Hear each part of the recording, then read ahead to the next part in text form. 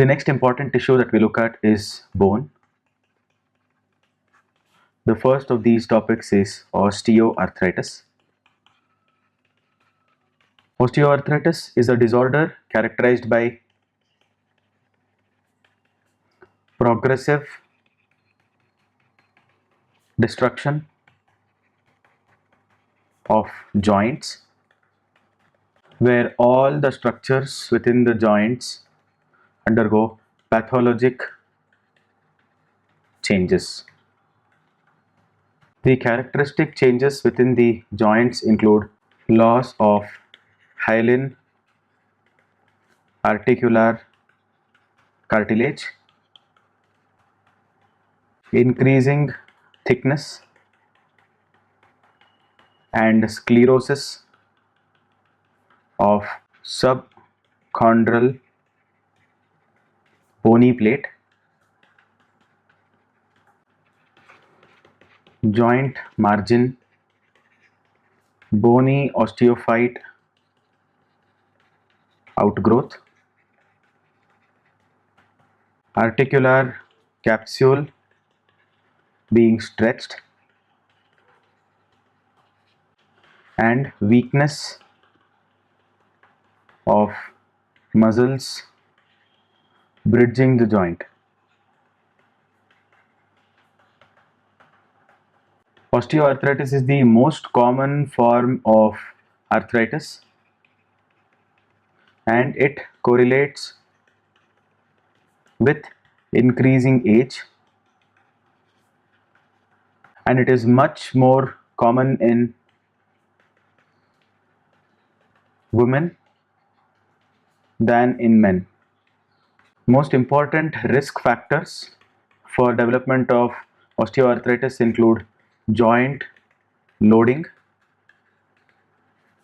and joint vulnerability. Both are influenced by age, female sex, genetic factors, race, nutritional factors, history of joint injuries or joint trauma, malalignment, proprioceptive diseases or diseases affecting the proprioception of the joint, and even obesity. When we look at the pathology of osteoarthritis, it is clearly seen that the earliest changes do not happen within the bone, they happen within the joint cartilage. There are two major components of a cartilage. The first one is type 2 collagen, and the second one is aggrecan. Type 2 collagen provides the tensile strength to the joint, and aggrecan is the proteoglycan. The role of proteoglycan is to hold the collagen matrix together. In osteoarthritis, the initial stages are where aggrecan is lost from the joint cartilage. This leads to progressive unfurling of collagen matrix and further leads to loss of type 2 collagen.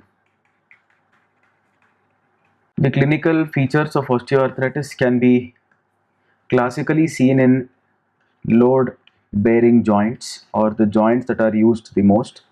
These include knee joint and hip joint. Other joints can also undergo osteoarthritic changes, but these are the most commonly involved joints in osteoarthritis. There can be use related joint pain, and classically the pain reduces with rest. That is, nocturnal pain is quite on the lower side, at least in the initial stages. Patients can have a morning stiffness or stiffness associated with rest, but usually this does not last for more than 30 minutes. Patients can have joint instability. There can be joint deformity. Patients can have joint crepitations, which is usually complained as crackling sounds while the joints are being used. On physical examination, patients can have oligoarthritis or chronic asymmetric monoarthritis as against the polyarthritis seen in inflammatory arthritis. Patients can have firm enlargements of small joints, especially the joint margins. These can be seen as Heberden's nodules and Bouchard's nodules. Heberden's nodules are seen in distal interphalangeal joints and Bouchard's are seen in proximal interphalangeal joints. Patients can have mild joint effusion and synovitis. Crepitance can be heard on either active or passive movements of the joint. In deformities of knee due to osteoarthritis, patients can have medial, lateral or patellofemoral compartments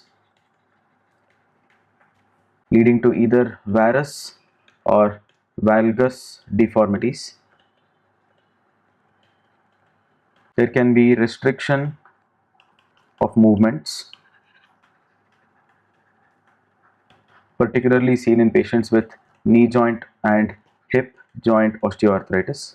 In patients with spinal osteoarthritis, on examinations, patients can have neurologic signs, as the spinal osteoarthritis may affect the intervertebral disc also, even apophyseal joints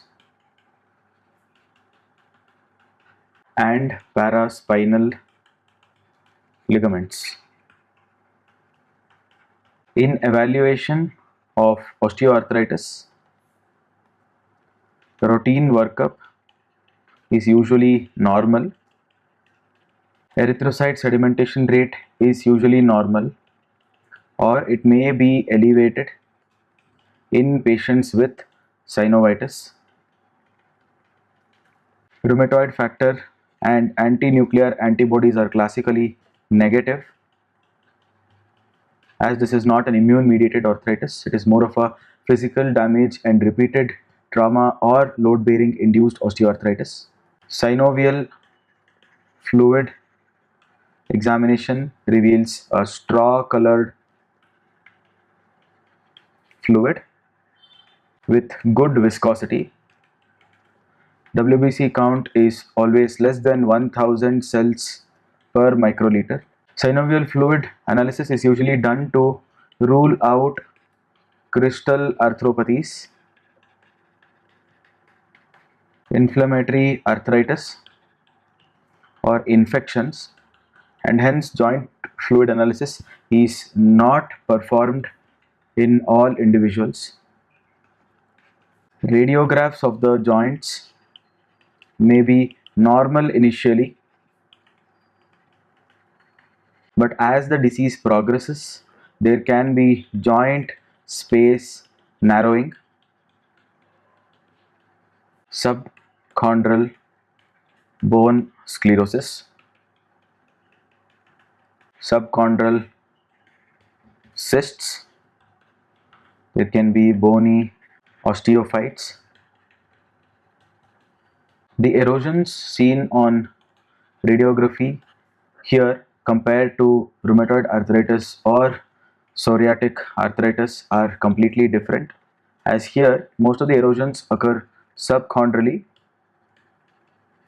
and along the midline, or where the maximum load is borne.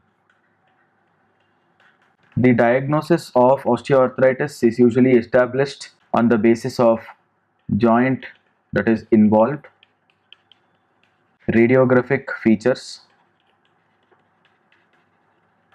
the laboratory investigations ruling out inflammatory or infectious or crystal arthropathies, and rarely even joint fluid analysis. Differential diagnosis for osteoarthritis include Charcot's joint, osteonecrosis, rheumatoid arthritis, seronegative arthropathies,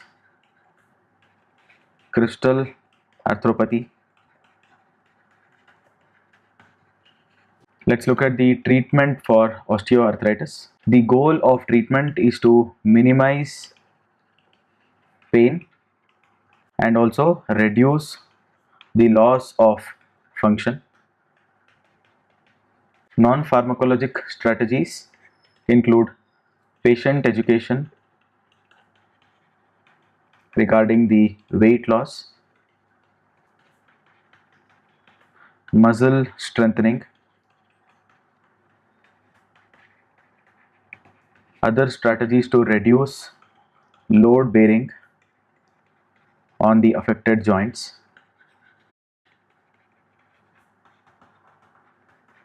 For muscle strengthening, isometric exercises can be performed. For reducing the load, patient can use cane or other supportive devices. In cases of patients with malalignment, patients can use braces. Specific therapies include topical capsaicin to reduce the pain. Patients can be put on paracetamol. An important practical thing to note is you cannot use NSAIDs in most of these patients, as the disease is mostly managed and it does not undergo a remission. And secondly, the patients are usually the elderly population, and using NSAIDs puts them at higher risk for renal toxicity. However, even paracetamol should be carefully used, as some of these patients can have hepatic toxicities as well on long-term usage, and especially in patients with chronic liver disease or patients with background of alcohol abuse. On the other hand, topical NSAIDs can be tried, as these have very limited gastrointestinal or renal effects. However, the patients can have skin irritation on chronic usage. Opioids are used in patients with very limited recovery with acetaminophen or paracetamol, as opioids usage has higher risk for addictive potential, and it is also associated with constipation, again a very practical concern in the elderly, and hence opioids are generally preferred for extreme cases where even surgeries cannot be performed.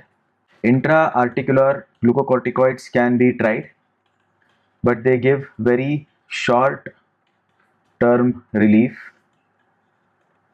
Intra-articular hyaluronan has been tried with limited results, but some argue that it is more of a placebo rather than the actual medication that is working there. Glucosamine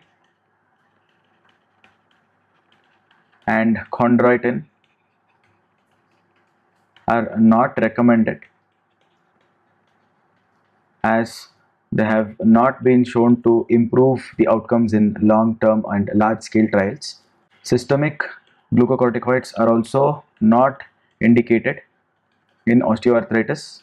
In fact, usage of systemic glucocorticoids are known to worsen osteoarthritis in such patients.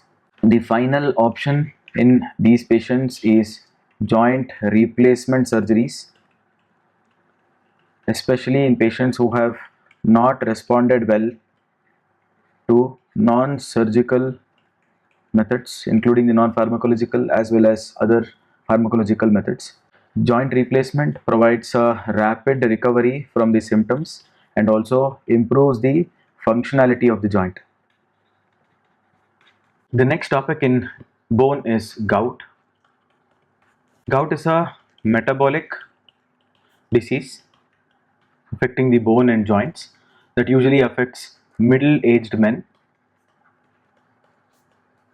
It can also affect elderly women, that is post-menopausal specifically, and also elderly men. The biologic hallmark of gout is hyperuricemia. Pathophysiologically, hyperuricemia, when present, supersaturates plasma and other extracellular fluids. This results in crystallization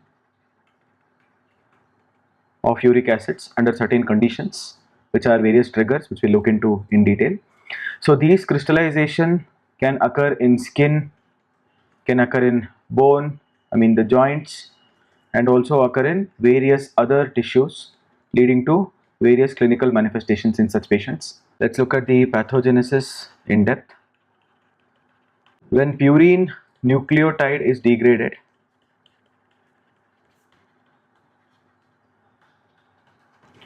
uric acid is the end product of purine metabolism, and because of this, the levels of uric acid is linked to the levels of purine metabolism. In the pathway of metabolism of urine, the intracellular pathway, in particular the molecule 5 phosphoribosyl 1 pyrophosphate, written in short as PRPP, is the most contributing molecule. The presence of or the levels of 5-PRPP directly stimulates the uric acid production, and so the levels of 5-PRPP is directly linked to the increased uric acid levels in the blood. Uric acid is primarily excreted through kidneys via various mechanisms. These include glomerular filtration, tubular secretion, and tubular absorption. So by this we can understand that uric acid levels can be increased, that is hyperuricemia can be present in two of conditions. One is increased production of uric acid, and the second is reduced excretion of uric acid. Let's now look at the first of its clinical manifestations, that is acute gouty arthritis. When uric acid crystallizes in the joint, it forms monosodium urate crystals. These crystals are phagocytosed by leukocytes, and these leukocytes in turn in response release phagocytic or lysosomal enzymes, and along with that they also release inflammatory mediators. These inflammatory mediators further promote release of phagocytes, and the process repeats in a feedback loop. The phagocytic or lysosomal enzymes result in tissue destruction and also lead to synovial inflammation. A clinically important thing to note here is any trigger in or any change of levels of uric acid is what triggers these crystallization. So even if the patient has a normal uric acid level and the patient has a trigger which reduces the uric acid level drastically or increases the uric acid level drastically. The ways in which uric acid level drastically increases include consumption of alcohol, or patients having a lot of red meat, or patients having very high turnover of cells, including cases of cancers, even psoriasis. See, these patients have very high fluctuations in the uric acid levels, and this can trigger the crystallization. So these patients typically present with very dramatic symptoms of excruciating pain. Patients can also have fever. There can be joint tenderness and associated joint swelling also. This can include single joint, or sometimes, very rarely, they can be multiple joint involvement as well. So among the clinical features, the first and the most dramatic one is acute arthritis. Most commonly involved joint is first metatarsophalangeal joint, which is known as podagra.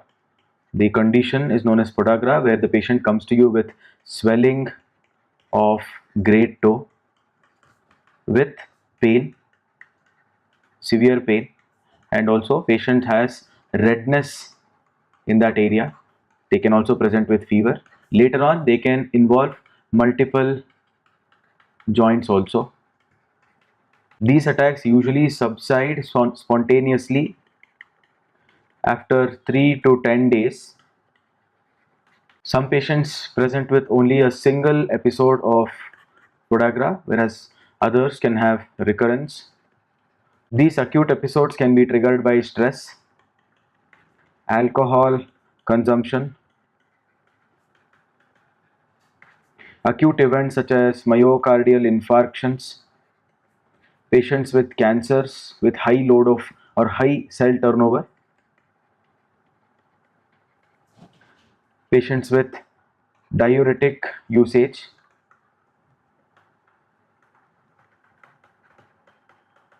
or even with patients on hypouricemic therapy. If this is left untreated and patient has recurrent episodes and hyperuricemia is sustained in the blood, patients can develop chronic symptoms of hyperuricemia. These can manifest as chronic arthritis, where patients can have chronic asymmetric synovitis. Patients can also present with multiple tophi, which is basically a periarticular inflammation induced by monosodium urate crystals. These can happen around multiple joints. There can be extra articular tophi, which classically occurs in olecranon bursa, helix and antihelix of pinna of the ear, Achilles tendon, and even ulnar surface of forearm. Patients can also present with tenosynovitis. Patients can have urate nephropathy, where chronic hyperuricemia results in crystallization and deposition of monosodium urate crystals in interstitial tissues of the kidney and also renal pyramids. This left for long can lead to chronic renal failure also and lead to insufficiency. Patients can also have uric acid nephrolithiasis, basically kidney stones formed by deposition of crystals of uric acid or urate crystals, which is responsible for up to 10% of renal calculi in United States. There is another acute entity called acute urate nephropathy. This is a reversible cause of acute kidney injury which results from deposition of urate crystals, monosodium urate crystals within the renal tubules. This specifically occurs in patients who are receiving cytotoxic therapy, in particular cancers. Let's now look at the diagnosis of gout. In any patients with hot, swollen joint, it is very important to perform synovial fluid analysis, as there are multiple causes for hot swollen joint, especially septic arthritis, even rheumatoid arthritis or other inflammatory arthritis, and also crystal arthropathies. In particular, in gout, that is hyperuricemia, synovial fluid analysis shows needle shaped, negatively birefringent monosodium urate crystals. This needle shaped, negatively birefringent monosodium urate crystals is classically seen in gout, and this helps in differentiating this from another entity called pseudogout, where pseudogout has positively birefringent crystals. This is seen on polarizing microscopy. Synovial fluid from these patients should also be subjected to gram staining and also cultures to rule out infectious causes. In patients with tophi, that is chronic joints or chronic arthritis, these monosodium urate crystals can also be demonstrated on microscopy. Serum uric acid levels should be measured. An important thing to note here is normal levels do not rule out gout, as the change in the levels is what is most important, which means even a person with normal levels having a drastic reduction from a higher level or a drastic increase from a lower level can also trigger or can also come with gout or gout symptoms. Urine uric acid levels, excretion of more than 800 milligrams per day in the absence of uricose uric drugs can suggest hyperproduction or increased production of uric acid, which can further lead to investigation for why the patient is having hyperproduction, possibly psoriasis or some cancerous condition that the patient has where there is high cell turnover. Other baseline investigations include serum creatinine, urine analysis, inflammatory markers such as C-reactive protein or erythrocyte sedimentation rate, which are usually increased in case of acute symptoms or acute episodes. Patients can be subjected to complete blood count where there can be elevated total leukocyte count. This marker can also suggest an infection and should be correlated with synovial fluid analysis. If overproduction is suspected, then erythrocyte, hypoxanthine, guanine, phosphoribosyl transferase, that is HGPRT enzyme levels, and also PRPP levels should be measured. Radiologically, patients can be subjected to joint X-rays where crystal deposition can be demonstrated. Patients can also have cystic changes, especially on chronic conditions. In chronic arthritis, patients can have sclerosis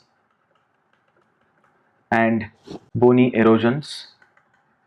If renal stones are suspected, then patients can be subjected to intravenous pyelography, or patients can be subjected to CT scanning or ultrasound. X-rays are usually not of much benefit because these are radiolucent stones. Let's now look at the treatment for gout.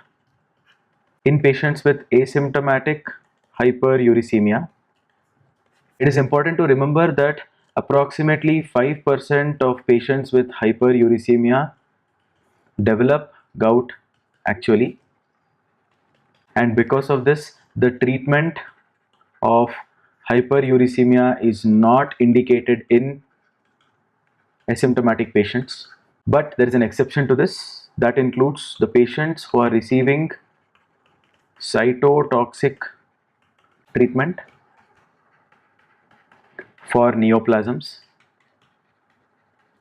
and usually the treatment is offered to patients where serum uric acid levels reach more than 13 milligram per deciliter, where a very high proportion of these patients end up having gout. Important non-pharmacologic actions or non-pharmacologic advice for patients with acute gout include reduction in red meat consumption, adequate hydration, increased hydration, and also reduce or stopping alcohol and smoking. These can potentially reduce the damage caused by crystal deposition and also prevent further episodes. For patients with acute gouty arthritis, here the goal of therapy is just symptomatic relief, as acute gouty arthritis is usually self-limiting. The treatment options include analgesics such as non-steroidal anti-inflammatory drugs. Another important drug is colchicine. This is very effective if it is started less than 24 hours of symptom onset. However, the use is contraindicated in patients with chronic renal insufficiency or acute kidney injury, or if the patient's liver function tests are more than 2 times the upper limit of normal, and even in patients with infections. The dosing is given in 2 methods. First is a 0.6 mg 8-hourly dosing, which is then tapered. A second one is a 1.2 mg single dose, followed by 0.6 mg 1 hour later, and the next dosing is next day depending on the response. The next line of treatment would be glucocorticoid therapy, that is intra-articular glucocorticoid therapy. This can be tried in some patients after ruling out septic arthritis, as infections and septic arthritis can worsen the condition. The next line of therapy is urate lowering agents. These are the agents which either increase the uric acid or urate excretion or reduce the uric acid production and hence reduce the blood levels of uric acid in the longer run. There are certain indications for which these agents can be used, that is recurrent acute gouty arthritis, gouty polyarthritis, tophaceous gout, renal stones, and as a prophylaxis during cytotoxic therapy. An important thing to note is that these agents should not be started in case of an acute episode, as these agents can worsen the precipitation and worsen the symptoms of acute gout. Among the uric acid lowering agents, the first one is xanthine oxidase inhibitors. These include allopurinol, febuxostat. This agent helps by reducing the production of uric acid, that is uric acid synthesis. Allopurinol must be reduced in patients with renal insufficiency. Decrease the dose in such cases. The second subtype is uricose-uric drugs.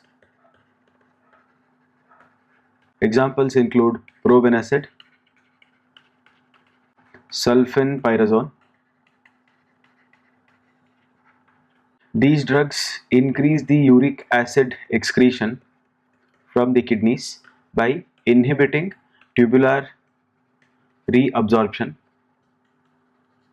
An important thing to note here also is that these are not effective in patients with chronic kidney disease or patients having renal failure, as tubular reabsorption is already affected in such patients and it cannot be regulated. There are certain contraindications for using uricose-uric agents. These include ages above 60 years,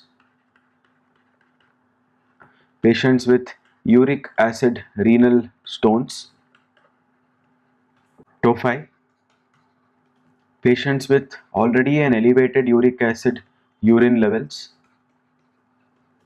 and also should not be used as prophylaxis in cases of cytotoxic therapy.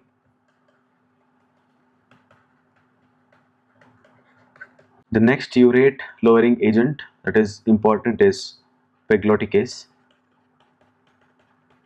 This is a recombinant uricase enzyme which helps by oxidizing uric acid to allantoin. However, the infusion of pegloticase is associated with very severe reactions, and this is reserved for only patients with chronic tophaceous gout who have not responded to other therapies. The next subtopic under bone is pseudogout. This is also a crystal deposition disease, but it does not happen because of uric acid. Instead, it happens because of calcium pyrophosphate dihydrate crystals, that is CPPD crystals.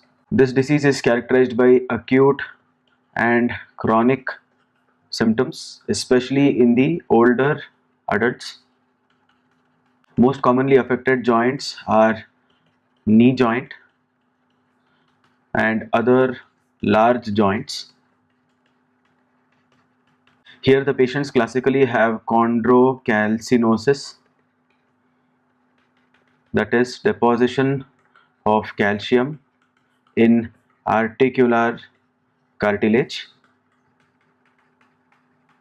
These calcifications can be seen on X-rays, but most importantly, they are not always associated with symptoms.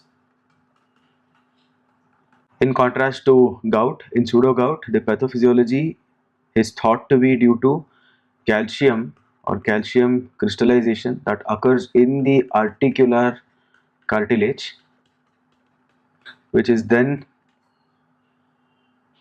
secreted into synovial fluid, which further leads to phagocytosis. Whereas in gout, uric acid was crystallized in synovial fluid itself.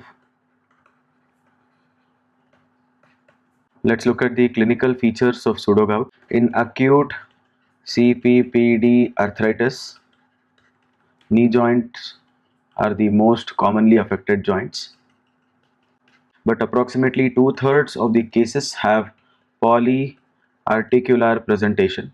That is, patients will have multiple joints that are involved. The joint classically is a hot, swollen, red knee. So patients will have joint tenderness, warm or local rise of temperature indicating inflammation. There will be redness and there can be swellings also. If you look at these symptoms, these same clinical picture is present even in septic arthritis, in cases of inflammatory arthritis, in cases of gout, sometimes even in cases of fractures. And hence it is important to rule out all these conditions before coming into conclusion that it is a CPPD disease. In cases of chronic arthropathy, there can be degenerative changes in the joints, usually in multiple joints. It is polyarticular, and the chronic degeneration can resemble osteoarthritis with only joint distribution,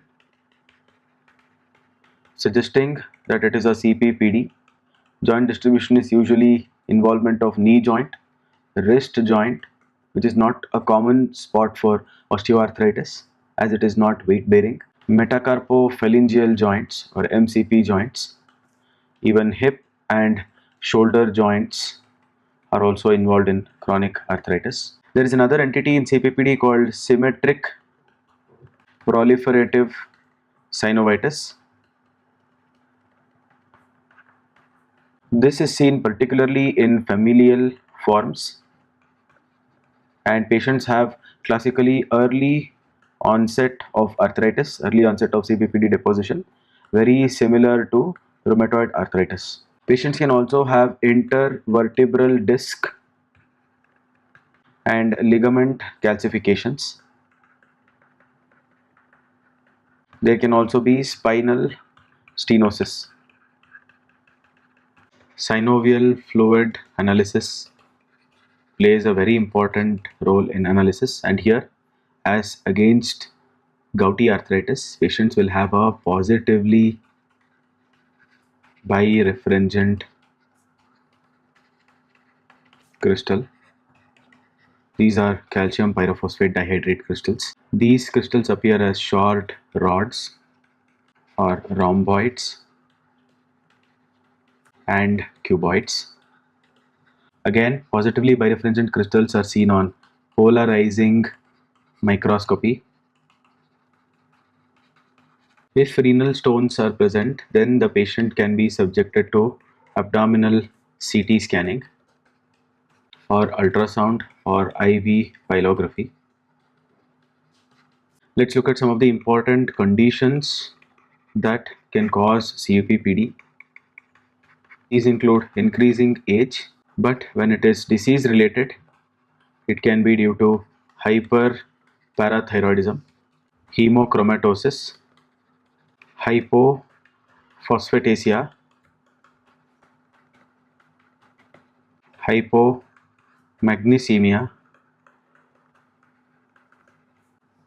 chronic gout, post meniscectomy, and Gentleman syndrome. Patients with epiphyseal dysplasias can also present with CPPD. Treatment options for CPPD include treating the underlying cause, that is very important, as this can further precipitate CPPD if not treated. Acute management options include NSAIDs wherever they are not contraindicated. Patients can also be tried with colchicine, but this has variable response. And intra-articular glucocorticoids are also tried. Another important deposition disease is calcium apatite deposition disease. Remember that calcium apatite is a very important mineral that is seen in both bones and teeth, and deposition of this in the joints can lead to destructive arthropathies. One of the important conditions is Milwaukee shoulder, where calcium apatite is the mineral that is deposited. On synovial fluid examination, calcium apatite crystals usually stain purple, especially on right staining, and they stain bright red with alizarin stain. However, the definitive identification may require electron microscopy or X-ray diffraction studies. Treatment is with NSAIDs and intra-articular corticosteroids. Patients can also be subjected to repeated joint aspiration. Another calcium deposition is calcium oxalate deposition disease. Some conditions associated with calcium apatite deposition include increasing age, osteoarthritis, hemorrhagic shoulder effusions, destructive arthropathies, tendinitis, bursitis, tumoral calcinosis, which can be spontaneous, disease associated, hyperparathyroidism, milk alkali syndrome,